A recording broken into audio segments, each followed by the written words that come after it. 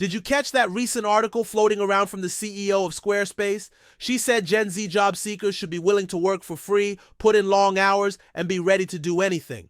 Now that's a pretty bold statement, but what's interesting here is when you look at the recent trends in the workforce. Remember a couple of years ago, there was a massive wave of resignations? More than half the people surveyed in 2021 said they were planning to look for new jobs in 2022, and many actually followed through. In fact, data shows that 47 million people quit their jobs in 2021, making it a record-breaking year.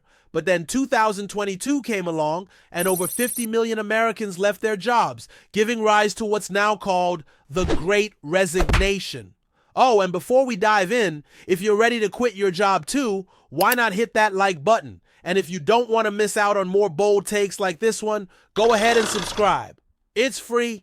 And unlike those Gen Z job seekers, no long hours required. Fast forward to 2023, and we saw another shift dubbed quiet quitting. It wasn't just the regular workforce calling it quits either. Even CEOs with average salaries of $16.7 million per year were stepping down. High-profile executives from companies like YouTube, BP, and Walgreens resigned. Now in 2024, some are calling this the Great Resignation 2.0, with 3 in 10 workers planning to quit their jobs, most of them being Gen Z and millennials. Quitting has become so widespread that even public figures have jumped on the trend. So today, I want to explore a few important questions. What's going on here? Why have so many people quit their jobs over the last few years? And why are we still following outdated labor laws from the 1940s about the 40-hour work week? And finally, should you quit your job?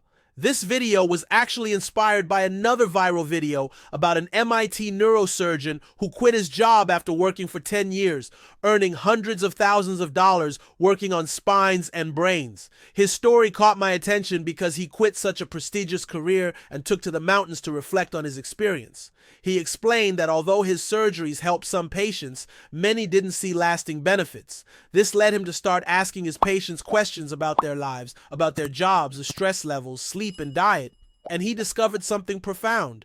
Those who recovered well after surgery had healthy habits. They exercised, slept well, managed stress, and had support systems. Meanwhile, those who didn't recover tended to lead more stressful lives, didn't sleep enough, didn't exercise, and lacked social support. This realization hit the neurosurgeon hard, and he struggled with the weight of it all.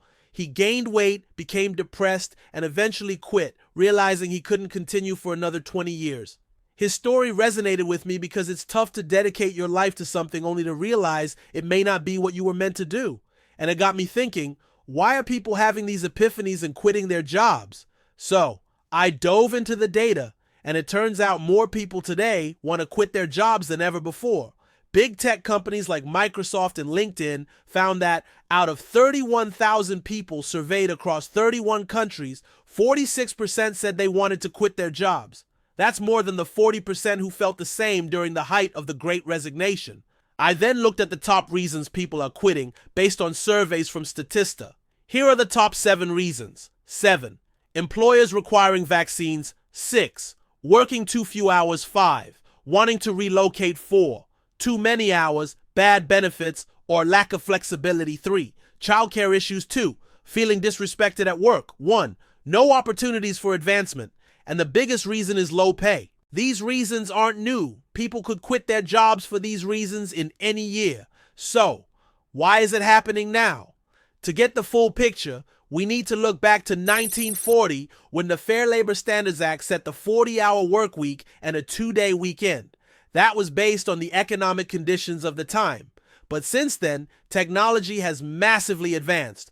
Automation, computing, instant communication, AI, all of which have skyrocketed productivity. Today, the average worker can do nearly 5 times as much work as someone in 1947. But here's the catch. While productivity has increased, wages have not kept up. In the 1970s, wage growth and productivity split, and there are several reasons for that. From the Taft-Hartley Act in 1947, which weakened labor unions, to the 1974 Trade Act that encouraged companies to move jobs overseas, to the rise of the gig economy in the 2010s, all these factors have contributed to today's wage stagnation and burnout. Burnout is more common than ever, and the pandemic was the tipping point. During the pandemic, we shifted from living to work to working to live.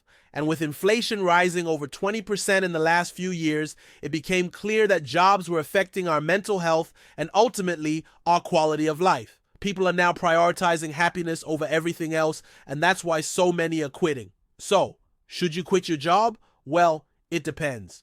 Experts recommend having 6 months to a year's worth of emergency savings before making any drastic decisions. But studies do show that switching jobs every 2 to 3 years is the fastest way to grow your income.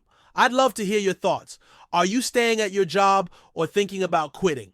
Do you believe the 40-hour work week is still relevant today? Let me know in the comments below, and as always, smash the like button and subscribe for more videos. Thanks for watching, and I'll see you next time.